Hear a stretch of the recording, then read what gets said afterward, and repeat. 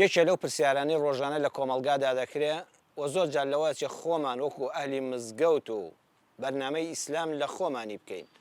ئەویش ئەوەیە باشە بۆچی لەگەڵ بوونی مسلمانانێکی زۆردا سوپاس بۆ خوای پەروەردگار شکرانەی ئەڵڵای دەوێت سوبحانەهو وەتەعالا کە دەچێت هەر مزگەوتێک ڕۆژانی هەینی کاتی نوێژە بە کۆمەڵەکان خەڵکێکی زۆر ڕوو لە دینە.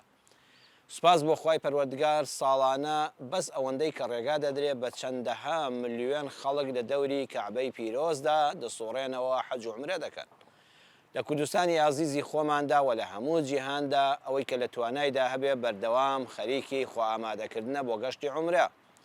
خێر و خێراتیشمان زۆرە، سوپاس بۆ خوای گەورە مسلمانان ئێمە بەخشندن. بەڵام ئەوەی جێگەی سەرنج و پرسیارە ئەبوایە ئێمە کۆمەڵگایەکی باشتر بووینایە، ئەمینتر بووینایە، دەست پاکتر بووینایە، غەل و غەژ لە ناوماندا نەبوویایە، ستەممان لە ناودا نەبوویایە. ئایا بەرهەمی ئەو عیبادەتانە و ئاوەدانی مزگەوتەکانمان نەدەبوو باشتر بێ؟ بە دڵنیاییەوە دەبوو ئێستا ئێمە کۆمەڵگەی موسڵمان زۆر باشتر بووینایە لەوەی کە هەین. من دایمە گەشتبینم سوپاس بۆ خوای گەورە کوردستانی خۆمان کۆمەڵگەی خۆمان سوپاسی ئەڵڵای دەوێت سوبحانەهو وەتەعالا کە کۆمەڵگایەکی باشین. بڕواتان هەبێ ئەمن و ئەمانی لای خۆمان لەوە چێت لە زۆر وڵاتی ئەوروپیدا ئەو ئەمن و ئەمانە نەبێ.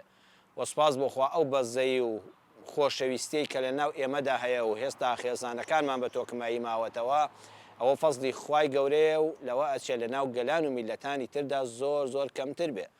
بەڵام عەرزم کردن ئێمە دەمانەوێت باشتر بین، ئێمە دەمانەوێت لەوەی کە هەین دەبوو باشتر بین.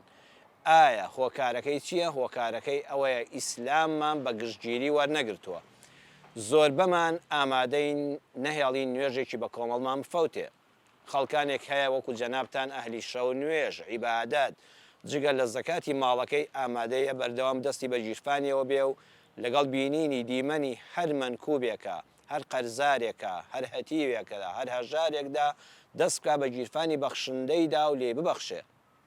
بەڵام ئیسلام ئایا هەر ئەوەندەیە؟ ئایا ئیسلام بەس نوێژە، بەس ڕۆژووە، بەس عومرەکردنە، بەس حەجکردنە، بەس زەکات و سەرفترە و بەخشینە؟ نا، ئیسلام لایەنەکانی تریشی هەیە.